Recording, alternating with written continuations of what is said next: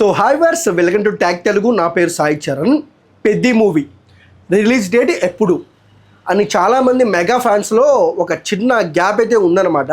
So మనం చూసుకున్నట్టయితే mega power star Ram Charan గారి బర్త్డే సందర్భంగా మార్చి 27న సినిమా రిలీజ్ కావాలి. అక్కడి నుంచి పోస్ట్ పోన్ అంటే ఏప్రిల్ 29న రిలీజ్ అవుతుందని ఒక డేట్ అయితే చాలా వరకు ఫిలిం నగర్లో చక్కర్లు కొట్టింది.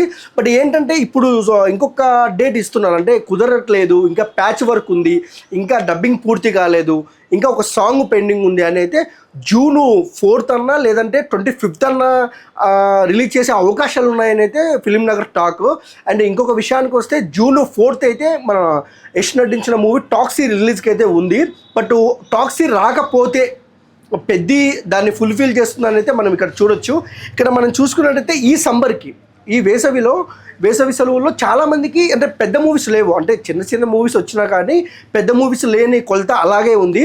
సో పెద్ద మూవీ దీన్ని బీట్ చేస్తుంది, సో ఫుల్ఫిల్ చేస్తుంది, ఈ సమ్మర్ని చక్కగా ముగిస్తుంది, ఈ సమ్మర్ వేడిని సినిమా హైప్తో పెంచుతుంది అని అయితే చాలామంది మెగా ఫ్యాన్స్ అయితే వెయిట్ చేస్తున్నారు.